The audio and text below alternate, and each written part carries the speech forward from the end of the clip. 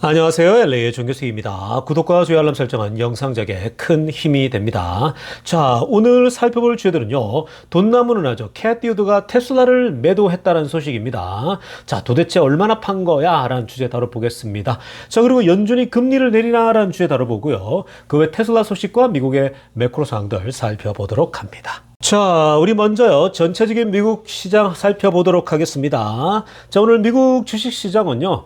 오늘 한마디로 정리하자면요. 오늘 고만고만한 하루였다. 이렇게 정리해 볼 수 있겠습니다. 자, 오늘 이 맵이 조금 독특하겠죠. 자, 그냥 한번 시도를 해봤습니다. 뭐, 이렇게 가독성이 좋은지 안 좋은지 모르겠어요. 이렇게 혼자 볼 때랑 또 이렇게 영상을 올렸을 때 어떤지 몰라서, 한번 테스트 해보고요. 뭐, 안 좋으면 원래대로 돌아가도록 하겠습니다. 자, 일단은요, 오늘 뭐 이렇게 짙은 초록색은 좋은 거고, 뭐 회색이나 요런 쪽은요, 그냥 뭐 딱 중립에 있다고 보면 됩니다. 그냥 제로에 가깝다는 거거든요. 그리고 빨간색은 뭐 여전히 많이 떨어지는 부분인데, 오늘 시장은요, 엔비디아를 빼고는요, 오늘 다 고만고만한 하루였다고 보면 되겠습니다. 자, 일단 보시면요, 마소가 0.29 상승했고요. 뭐 그냥 고만고만하죠. 구글은 0.29 오늘 빠졌습니다. 그러니까 뭐 0.29 오르고 하나 0.29 빠지고 별 의미 없는 숫자죠. 메타 0.23 상승했습니다. 뭐 큰 의미 없죠. 자, 엔비디아 맨 가운데 있는데요.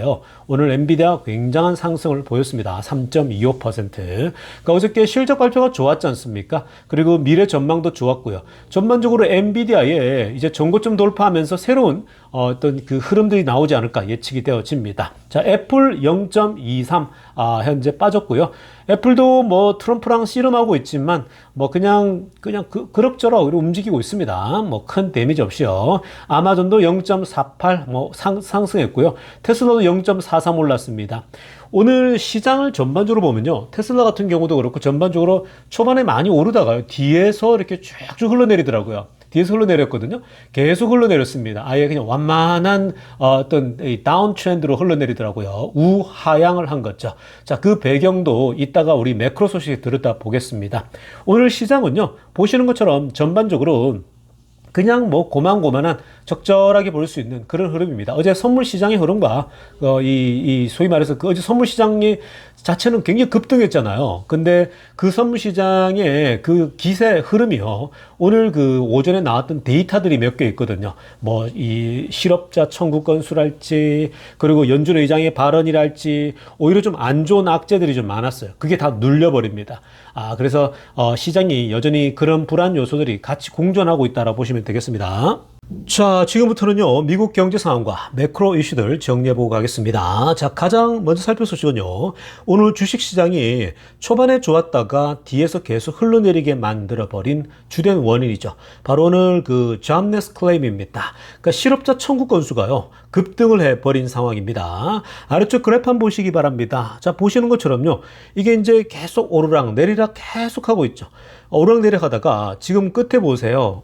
190만 명 돌파하면서 이 선 자체가 위로 쭉 올라가지 않습니까? 자, 그래서 이게 지금 굉장히 심상치 않다라고 하면서 이게 과연 일시적인 것일까 아니면은 중장기적인 현상으로 나타날 것인가? 자, 이런 지금 현재 염려들이 있는 거죠. 자, 기본적으로 이게 지금 이 jobless claim, 즉 실업자 청구 건수가 늘어난 건요. 회사들이 알게 모르게 다 사람들을 해고했기 때문에 그래요. 왜 그럴까요? 지금 미국 기업들이요. 미국의 뭐 큰 기업들, 중간 기업들 할 것 없이 너도 나도 현재 관세 충격을 대비하고 있기 때문에 그래요. 자, 지금 관세에 대해서 뭔가 조금 조정이 나오고 트럼프가 수습하고 있지만 어찌됐건 이미 매겨져 있고 또 기존보다 더 올라 있고 그러다 보니까 기업들은요. 그동안 사실 그 뭔가 이 기업들의 실적이나 이런 것들이 다 좋아서 버티고 있었던 게 아니거든요.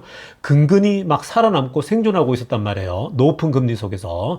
자, 그런데 관세까지 30%씩 더 얹혀졌어요. 그리고 또 어떤 거는 25% 올라갔어요. 그러다 보니까 기업들이 지금 엎친 듯 덮친 격이 된 거죠. 그러면 기업들은 어떻게 하겠습니까? 앞이 불투명해요? 뭔가 불확실해요. 그러니까 당연히 뭔가 해고하거나 정리할 수밖에 없겠죠. 자, 그래서 사람을 이렇게 알게 모르게 계속 정리를 하는 겁니다. 그러니까 실업자 청구 건수가 쭉 올라갈 수밖에 없는 거죠. 자, 지금 이번에 실업자 청구 건수가 올라간 건요. 이게 이제 지난 3년 만에 the largest라고 합니다. 자, 거의 3년 동안 그 데이터를 보면요. 가장 높게 치고 올라갔다고 보면 됩니다. 그러니까 지금 그래프를 보세요. 그래프 보면요. 이게 190만 개 돌파해서 위로 올라가 있잖아요. 거의 200만 개 저희 찍으려고 하고 있지 않습니까? 자, 근데 여러분, 이게 지금 보시면 쭉 왼쪽 끝에 보세요. 왼쪽 끝에 보면 최근 들어서 22년도에 그 내려올 때 지점 있죠. 내려오는 지점에서 200만 개에서 190만 개로 내려오는 그 지점에 맞닿아 있는 거예요. 그러니까 지금 3년도도 넘었죠. 그러니까 차이는 뭐냐면요. 이번에는 거꾸로 올라가고 있는 거고, 지금 3년 전에는 내려오고 있는 거예요. 다운 트렌드로. 계속 실업자 청구가 줄어들고 있죠. 이게 코로나 이후에 이제 쭉 회복되고 있는 거거든요. 줄어들면서 계속 사람을 이제 뽑으니까 이렇게 늘어났는데, 근데 이제 가면 갈수록 다시 이렇게 쭉 올라왔다가 최근에 다시 올라온 것이 바로 관세 충격 때문이라는 겁니다. 바로 이 사실이 알려지면서, 미국 경제가 좀 충격을 받나 이런 것 때문에 오늘 시장이 뒷부분 후반부에서 계속 주식시장이 흘러내리더라고요. 자, 그리고 지금 아래쪽에 파란색으로 하나 보세요.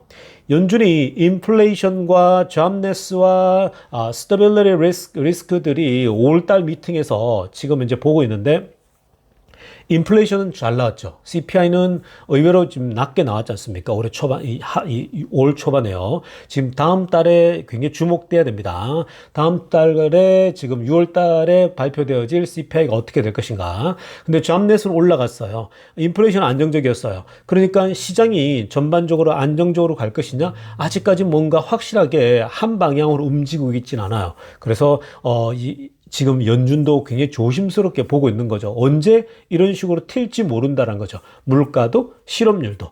자, 근데 어찌됐건 물가나 실업률이 있을 때 실업률이 생각보다 더 많이 계속 오르고 있다? 더 뛰어오른다? 이러면요. 연준은 나설 수밖에 없겠죠. 자, 아무튼 지금 이제 시장이 오늘 이 실업률 자체가 좀 오른 거에 대해서 굉장히 그 영향을 줬다라고 보시면 되겠습니다. 자, 다음으로 살펴볼 소식도 굉장히 중요한 소식입니다. 트럼프 대통령이 제롬 파월 의장을 만났습니다. 자, 이걸 누가 먼저 이 제롬 파월에게 연락을 했냐? 제롬 파월이 트럼프에게 연락했을까? 트럼프가 연락했을까? 트럼프 대통령이 직접 연락해서 이 백악관으로 불러들인 겁니다. 제롬 파월에게 와서 좀 만납시다라고 한 겁니다. 그러니까 트럼프가 먼저 움직였어요. 자, 그래서 지금 빨리 금리를 좀 내리는 게 좋은데라고 하면서 얘기를 했는데, 자, 트럼프 대통령이 뭘 얘기했는지 파란색으로 하려나 보시기 바랍니다. 자, 본인 생각에 지금 연준 의장이 making a mistake by not lowering interest rates. 그러니까 연준 의장이 큰 실수를 하고 있다라고 보고 있다라는 거예요. 금리를 안 내리는 것은 지금 굉장히 큰 실수다라고 지금 얘기를 하거든요. 저 그러면서 뭐라고 하냐면요. 이 금리를 안 내리고 지금 높은 금리를 유지한다? 이거는 putting us at a economic disadvantage to China and other country라고 합니다. 그러니까 결국 높은 금리를 계속 연준이 유지하게 되면 중국과의 우리가 무역 거래에서 계속 우리를 불리하게 만든다라는 거예요. 경제적인 불이익을 주는 거고, 그 다음에 다른 나라와도 마찬가지라는 거예요. 그러니까 높은 금리는 마치 트럼프 대통령이 환율을 계속 내리려고 하지 않습니까? 그러니까 달러를 지수를 내리려고 하는 거예요. 그러니까 다른 나라의 달러, 소위 환율을 더 강하게 만들고 달러에 대해서는 지금 약달러를 계속해서 강조하고 싶지 하잖아요. 그러니까 최근에 달러가 많이 내려오지 않았습니까? 어느 정도. 자, 근데 어찌됐든 지금 그런 것과 똑같은 것처럼요.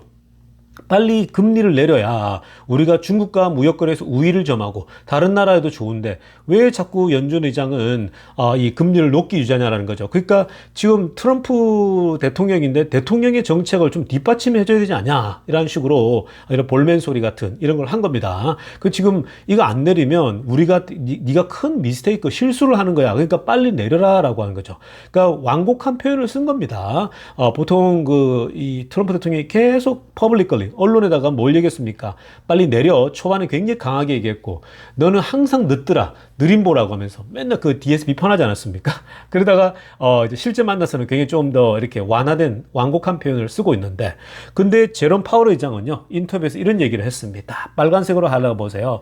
Didn't discuss his expectation for monetary policy. 그러니까 지금 앞으로 금리를 지금 당장 내릴 것에 대해서 그 기대감에 대해서는 뭐 직접적으로 얘기하지도 않았고, 그리고 except stress that past policy will depend entirely incoming economic information이라는 거예요. 그러니까 결국 또 똑같은 얘기를 반복합니다. 연준 의장은 우리가 앞으로 금리를 내리느냐 어떻게 하느냐, 즉 금리를 움직일 것은 결국 뭐에 달려 있냐, 바로 계속해서 들어오는 이런 경제적인 지표들,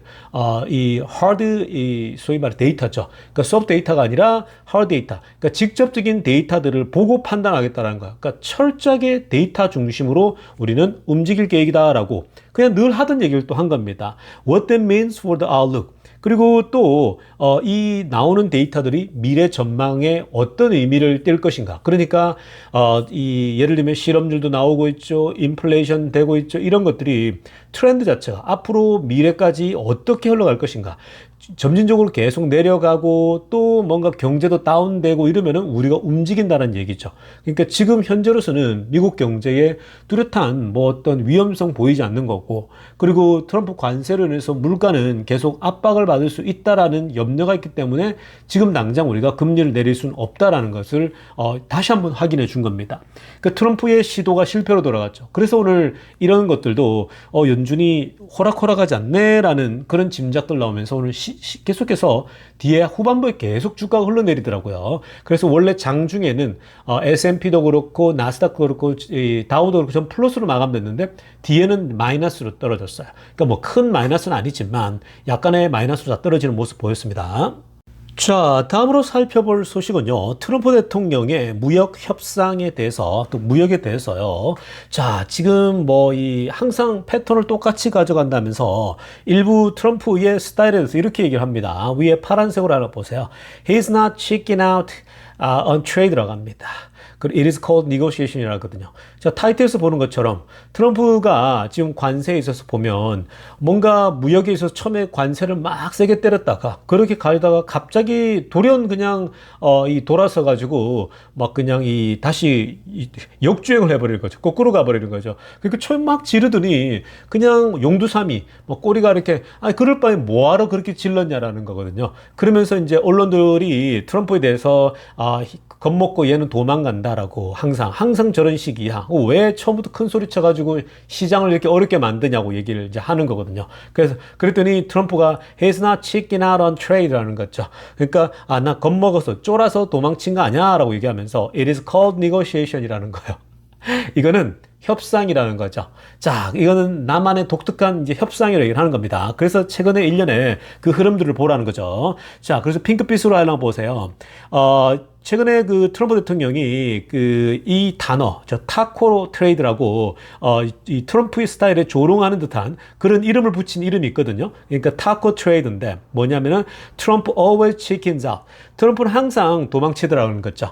항상 소위 말해서 겁먹고 크게 질러놓고 도망간다라니까 이제 이것에 대해서 그 시장이 어떻게 이 현재 트럼프 관세에 대해서 보고 있는지를 묘사할 때에 현재 타코 트레이드라고 조롱하는 거거든요. 근데 이 부분에서 트럼프가 이런 얘기 했죠. 그거는 이 타코, 즉 도망가는 게 아니라 his changing tariff plans have helped gain ground in trade talks. 무역 협상에서 뭔가 입지를 더 가져오기 위함이다라고 얘기를 한 거죠. 그러니까 사실 이거는 우리도 이렇게 많이 알고 있지 않습니까? 트럼프가 협상을 유리하게 가져가기 위해서 초반에 크게 지른다라는 거죠. 일단 굉장히 높게 지르고 나서 그 다음에 이제 중간으로 계속해서 내려오면서 좀 더 우위를 가져가겠다 이런 전략이거든요. 근데 원래 협상에서 이런 게 있어요. 근데 트럼프도 자신의 그 협상의 기술 거기서도 이런 비슷한 얘기를 했던 게 있고요. 그러니까 뭐가 진실이 사실인지 뭐 사실 뭐 이렇게 트럼프는 자기는 협상용이다 그러는데 뭐 근데 때로는 트럼프도 너무 질러놓고 본인도 뭐 아찔할 수 있겠죠. 왜냐하면 시장이 이번에 굉장히 공포스럽게 움직였잖아요. 그러니까 그거는 그런 마음은 다 같이 들었을 거라고 봅니다. 그러니까 트럼프는 협상의 기술로서 지르고 해 나갔는데 근데 이게 이제 미국 경제가 잘 버텨줬으면 트럼프도 좀 더 이걸 끌고 갈 수 있었겠죠. 더 압박하고. 근데 시장이 미국 시장이 막 붕괴되는 게 나타났잖아요. 미국 시장이 굉장히 사실 어려웠거든요. 막 이 핵심 그 제이미 다이먼까지 그 미국 재무장관으로 트럼프가 추천했을 정도였는데 제이미 다이먼도 이러다가 리세션 온다라고 딱 마지막에 때렸죠. 올 연말에 리세션이 올 마일드 리세션이 올 확률이 엄청 높아졌다. 100% 온다고까지 얘기했거든요. 그러니까 그런 얘기들이 나오니까 특히 이제 이 핵심 멤버들이 그런 얘기를 하니까 트럼프도 화들짝 놀랬던 거죠. 그래서 빠른 속도로 태세 전환을 하고 이제 뭔가 협상으로 더 나아갔던 거죠. 그러니까 둘 다가 틀린 말은 아닙니다. 그러니까 지금 트럼프는 협상이야 협상용으로 그렇게 했던 거지라고 했지만 동시에 시장이 무너지면서 뭔가 빠르게 태세 전환하는 부분도 없지 않아요. 그게 미국 시장이 우리가 다 살피지 않았습니까? 주식 시장이 어마어마하게 붕괴되는데 그러다가 만약에 뚝 부러져 버리면요 회복이 안 돼요, 여러분. 그 주식시장 회복하려면요 꽤 오래 시간 걸려요. 그러면 내년에 중간선거까지요 못 버텨요. 굉장히 그 데미지가 크기 때문에. 자, 그래서 둘 다가 작동한다라는 거고, 중요한 건 뭐예요? 지금 이제 관세들이 유럽연합, 중국, 다른 그 우리 한국을 비롯해서 이런 나라들에게 하는 거 변화를 계속 가져오고 있는 건 이미 트럼프가 빠르게 움직이고 있다라는 거고, 이들이 조만간에 타협들이 계속 나올 수밖에 없을 거라고 봅니다. 이 타협들이 결과가 딜이 됐다라고 발표가 서프라이즈가 나올 때마다 주가는요 새로운 흐름을 탈 가능성이 굉장히 높습니다. 자, 지금부터는요 테슬라 소식 집중적으로 들여다보겠습니다. 자, 가장 먼저 살펴볼 소식은요 저 돈나무 누나입니다. 이 캐티우드가요 저 테슬라 주식을 팔아치웠다는 소식이 날려들었습니다. 자, 지금 테슬라 주식을 전체적으로 27,377주를 팔았습니다. 자, ETF가 몇 개 있죠. 그 중에 시그니처죠, ARKK입니다. 자, ARKK에 있는 그 테슬라 주식 중에 27,000개 정도를 내다 팔았다라는 소식이 알려졌어요. 자, 지금 보시면요 아래쪽에 한번 데이터 좀 보겠습니다. 자, 아래쪽에 바이한 종목이 세 종목이에요. 그리고 판 주식이 지금 2개 정도 있거든요. 로블록스하고 맨 아래쪽에 노란색으로 동그라미 쳤죠. 셀을 한 거 보시면은 테슬라 나오지 않습니까? 자, 27,377주를 팔았습니다. 자, 굉장히 많아 보이지만, 자, 옆에 보세요. ETF에 0.1741%니까, 사실 미미합니다. 0.1%면 그냥 뭐 개미 눈물만큼 정도 정리했다. 이렇게 보면 되겠죠. 그러니까 이것 때문에 또 뭐 테가들 또 뭐 이렇게 야 테슬라 고점이야 이렇게 또 막 얘기하는 친구들도 있거든요. 정말 너무 깃털만큼 가벼운 존재들이죠. 뭐 그들은 어차피 테가들은 테슬라가 내려가기를 바라고 단타 치는 친구들이 참 많거든요. 떨어질 것에 베팅하고 해서 절대 뭐 길게 가져가지도 않아요. 뭐 아주 그냥 아주 이 쪼잔하게 그런 움직이는 친구들입니다. 근데 어찌됐건 간에 테슬라 주가 주식을요 돈나무 누나가 또 파니까 뭐라고 하냐면은 야 테슬라 단기 고점이야 빨리 팔아야 돼 정리해야 돼 이렇게 또 주장하고 있는 거거든요. 왜냐하면 최근에 굉장히 많이 올랐잖아요. 그리고 이제 뭐 테슬라가 350도 돌파하고 360대로 올라서니까 이런 소리 나올만 하지 않습니까? 좀 정리해야 된다 뭐 이렇게 나오는 거죠. 자, 어찌됐건 정리했는데요. 참 내용을 좀 보면 또 뭐 늘 같은 맥락이라 보면 됩니다. 위에 빨간색으로 중간 부분 보면요 왜 정리한 부분 보게 되면 테슬라가 여전히 넘버원 포지션이에요. 그러니까 지금 이 ARK 있죠. 돈나무는요 ARKK라고 하는 시그니처 가장 소위 말해서 이 ARK를 대표하는 그 ETF 아닙니까? 여기에서 테슬라가 가장 큰 포션을 차지해요. 그래서 13.06이었습니다. 그러니까 8대 기준이 13.06이었기 때문에 자, 지금 약간의 정리를 하는 거죠. 자, 약간의 정리를 했는데 또 그날 더 많이 올라 버렸죠. 그래서 지금 오히려 포션이 13.5% 늘었습니다.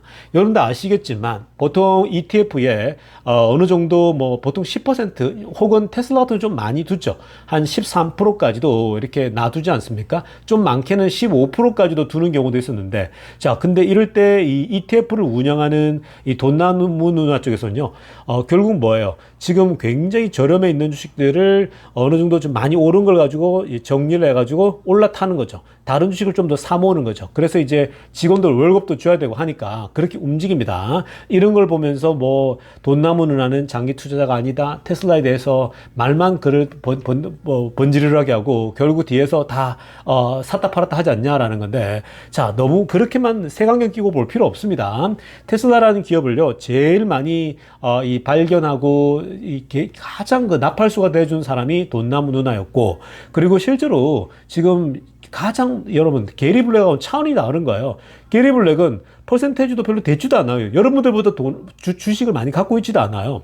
근데 돈나무 누나는 지금 전체 아르크에서 13.06%를 갖고 있어요.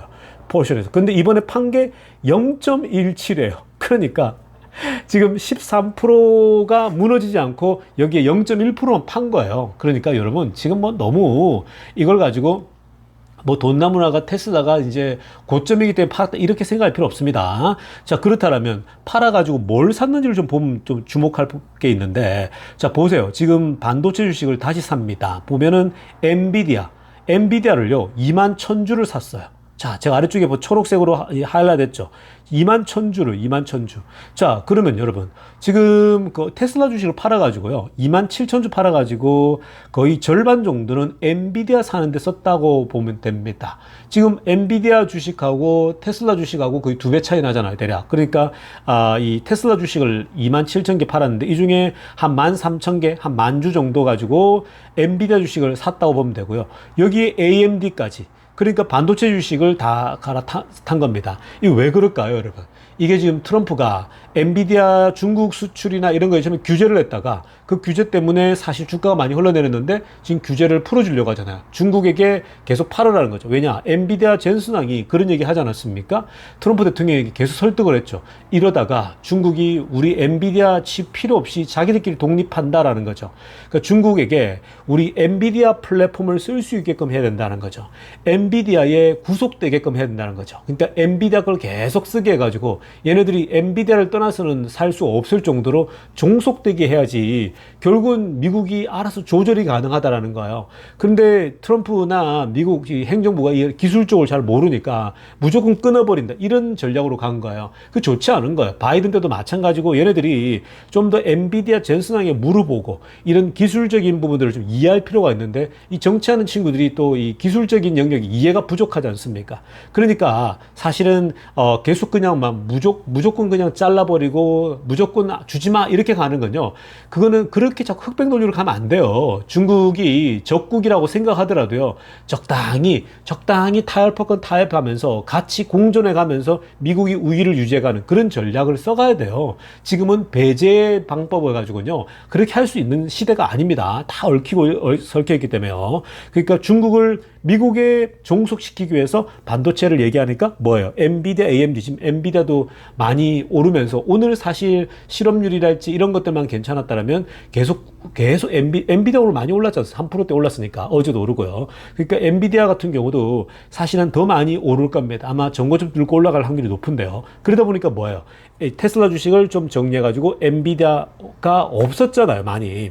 엔비디아가 없었었어요, 사실. 이 아크가요, 많이. 그러다 보니까 엔비디아 좀 분량을 조금 늘린 겁니다. 자, 아무튼 간에 AMD하고 엔비디아가 보시면 0.1, 0.5니까 0.15죠. 그러니까 뭐예요? 테슬라 걸 조금 정리해가지고, 근데 테슬라는 또다시 올랐죠? 이제 엔비디아하고 AMD를 한꺼번에 샀다고 하면 딱 등치가 되는 겁니다. 자, 아무튼 그렇게 흘러갔고, 로블록스 판 거 가지고 크리스퍼. 이쪽 산 겁니다.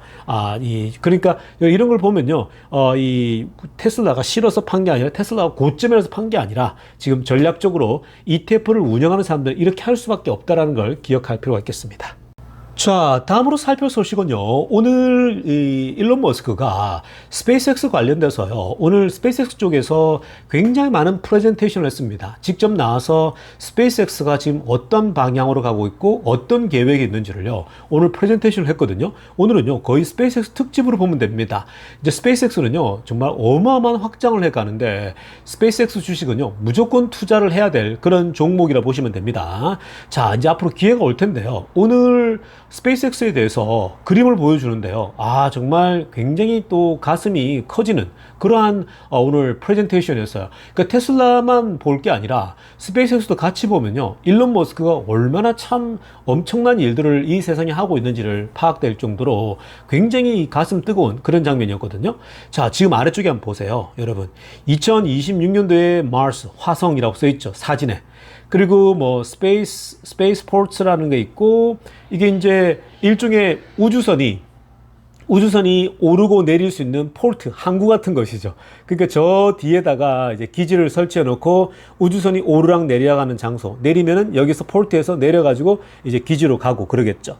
그리고 지금 마스에 대해, 화성에 대해서 2028년도에 대한 계획, 뭐 이런 것들이 나와 있습니다. 그리고 맨 아래쪽에 사진 한번 보세요. 맨 아래쪽 오른쪽 사진 보면요. 여러분 혹시 이게 기억나는 게 있습니까? 이 사진에 어떤 철제 골조물에 로봇들이 앉아 있지 않습니까? 여러분 이게 혹시 이 그림이 뭐가 연상되는지 아세요? 혹시? 좀 이제 미국에 대해서나 여행해 보신 분들 아실 텐데 뉴욕에 가보면요. 뉴욕이 처음 거의 한 100년 전쯤에 뉴욕에서 그 이 건물 막 마천루들이 지어지거든요. 여러분 뉴욕에 가보시면요. 정말 그 건물의 높이나 이런 것들이 어마무시하거든요. 정말 압도적인 건물들이 빼곡하게 뉴욕 그 맨하탄을 지배하고 있는데 아, 정말 가보면요. 압도됩니다. 자, 그런데 여러분, 그 높은, 마천루들이 1920년대, 막 30년대, 막 요럴 때 막 지어진단 말이에요. 40년대 이렇게 하면서 거의 뭐 80년 전, 거의 100년 전에 그런 것들이 지어져요. 그러니까 한번 생각해 보세요, 여러분. 100년 전이면 우리나라 길바닥에 달구지 굴러가고 소달구지 굴러갈 텐데 미국은 그때 마천루들이 막 지어진다고요. 뭐 엠파이어 스테이트 빌딩부터 시작해서 뭐 어마어마한 빌딩들이 막 지어지죠. 그러니까 얼마나 미국이 그 당시부터 앞서갔는지를 우리가 알 수 있거든요. 그래서 저는 뉴욕에 갈 때마다 그런 걸 새삼 느끼게 됩니다. 아, 정말 우리가 미국에서 이렇게 엄청난 일들이 일어났구나 생각하는데 자, 그때 보면요. 엠파이어 스테이트 빌딩 지을 때에 그때 맨 위에서 꼭대기에서 철조물에 위에 이렇게 노동자들이 앉아 있어요. 건물 짓는 노동자들이요. 그 꼭대기에 이렇게 걸터앉아 가지고 점심도 먹고 이러거든요. 그러면 잠시 쉬면서 담배 한 대 피기도 하고 그렇게 쉰단 말이에요. 그 장면을 로봇 그림으로 내가 보여주고 있는 거예요. 이제 화성에는 인간이 뉴욕에 건물을 세웠듯이 이렇게 로봇가 이렇게 높은 건물을 이렇게 세울 때에 소위 말해서 로봇가 가서 일한다는 건데 위 한번 보세요. 빨간색으로 하얀 거요. 자, 머스크가 뭐라고 하냐면요. 테슬라 옵티머스 로봇이 첫 번째 스타쉽 그 비행기에 올라타게 될 거라는 거죠. 그러니까 화성에 갈 때에 스타쉽을 타고 가는 것들이 사람보다는 먼저 이 옵티머스 로봇이 출동해서 갈 거라는 겁니다. 그때가 언제냐? When they arrive in 2027입니다. 2027년도 정도쯤 되면은 아마 화성에 로봇들이 옵티머스가 도착할 것으로 보고 있다는 겁니다. 와, 정말 어마어마한 계획들이죠. 그러니까 이게 지금 로봇가 가가지고 It can explore and prepare the way for humans입니다. 로봇이 먼저 가서 이 사람들이 올 길들을 준비한다라는 거예요. 와, 정말 어마어마하죠. 그러니까 머스크는요. 이 테슬라의 로봇에 대해서 계획이 다 있었던 거예요. 그러니까 일론 머스크는요, 테슬라와 스페이스X와 이게 다 하나예요. 어찌 보면. XAI도 다 똑같은 거예요. 이게 다 하나로 엮여지는 겁니다. 그러니까 여러분, 옛날에 머스크가 이런 얘기 했거든요. 화성 갈 때 로켓이 출발해가지고 화성에 진입할 때에 보통 보면은 몇 사람이 죽을 수도 있다. 초창기에는 많은 사람이 죽지 않을까? 이러면서 농담으로 던진 거거든요. 그러니까 실제로 그런 것들이 가능할 수 있죠. 왜냐하면 화성에 도착해서 건물을 짓고 이런 것들은 다 처음 있는 일이잖아요. 처음 하다 보면 사람이 죽을 수 있는데, 근데 그동안 테슬라가 옵티머스를 키운 이유가 있죠. 이 바로 로봇이 사람처럼 움직이고 활동하게 되면요, 로봇을 투입할 수가 있는 겁니다. 그래서 뭐 지금 로봇이 투입되게 되면 로봇은 쓰러지기도 하고 다치기도 하고 위험할 수도 있겠지만, 사실 로봇은 가서 환경에 지배되는 이 것들이 아니잖아요. 사람이 아니니까. 얼마든지 여기서 건물을 짓고 뭐 짓는 데 있어서 로봇 하나 사라져도 상관없는 거잖아요. 어차피 뭐 몇만 불에 집 만들 수 있는 거니까. 그러니까 많은 로봇을 보내가지고요, 여기서 그냥 사람이 올 수 있게끔, 또 사람이 지낼 수 있게끔 건물 짓고 다 해버리는 거예요. 모든 거를요. 그런 다음에 이제 사람이 들어가서 쉴 수 있을 정도로 공간이 확보되면 그때서야 사람이 가도 되는 거예요. 그게 이제 2028년도쯤에 사람은 갈 수 있겠죠. 사람들이 이제 산소통도 들고 뭐 이렇게 가는 겁니다. 지금 보시는 것처럼요. 자, 여러분, 이게 지금 사진만 보더라도 머스크는 뭐라고 합니까? There will be an epic picture to see Optimus walking on the surface of Mars라고 합니다. 이거는 앞으로 화성 그 표면에 옵티머스가 걷는 장면을 한번 상상해 보라는 거예요. 얼마나 멋있는 그림이 연출되겠냐. 정말 멋진 그림이 될 거라는 거죠. 지금 생각만 해도 가슴 뿌듯해집니다. 여러분, 여기서요, 여러분 테슬라 주주 입장에서 뭘 생각해야 되냐면요, 화성이 이렇게 기지가 완성되고 이제 여행하는 것이 확보가 되지 않습니까? 그러면요, 화성 여행하고 싶어 하는 사람들이 굉장히 많아질 거예요. 달나라도 화성도 마찬가지 다 많아질 거거든요. 누구나가 여행하고 싶어 할 겁니다. 그런데 그 여행하려면요, 여기 기지에 화성에 들러가지고 뭔가 셋업이 돼야 되잖아요. 어떤 기본적으로 남극 기지처럼 기지를 딱 셋업해 두면요, 여기 갈 수 있는 거예요. 여러분, 남극도 한번 생각해 보세요. 많은 사람들이 화성에 뭐 기지 세워서 그게 우리가 뭐 어떻게 갈 수는 있겠어 이러지만, 남극 기지를 생각해 보세요. 여러분, 남극이라는 것은 혹한이잖아요. 완전 그 추운 곳이라서 사람이 살 수가 없는 곳이에요. 근데 남극에 어떻게 사람이 살 수 있습니까? 그게 기지를 세웠기 때문에 가능하죠. 기지 안에는요, 남극 기지를 세우게 되면 그 안에 따뜻하죠. 온도 조절 다 되죠. 먹는 거 다 공급되죠. 사람들이 밖에 나올 때도 완전 방한복을 입고 우주복 같은 걸 입고 나간단 말이에요. 그러니까 버틸 수 있는 거죠. 그러니까 그게 불가능한 시나리오가 아니에요. 충분히 화성에다가 기지를 세우고 가면요, 여행 갈 수가 있는 거예요. 그러니까 우주를 여행할 때에, 우주를 볼 때 사람들이 황홀감을 느끼겠죠. 그리고 나서 이제 떨어지는데, 여기서 테슬라 투자들이 느껴야 될 건 뭐냐면요, 이 기지를 세우는데 로봇이 투입된다는 거예요. 옵티머스가 투입된다는 거예요. 여러분 상상해 보세요. 옵티머스가 얼마나 많이 투입되겠습니까? 3,000대, 5,000대, 10,000대. 이 화성에서 옵티머스가 작업하는 장면을 영상으로 보게 되면요, 여러분 테슬라 주가가 어떻게 될까요? 테슬라 주가는요, 이때 많은 회사들이 야, 우리도 옵티머스 좀 줘, 이렇게 할 거라. 그러면 이제는 자동차 수출이 아니라 로봇을 수출하게 될 거고 로봇을 판매하게 될 거라고요. 그런 시대가 온다고, 여러분.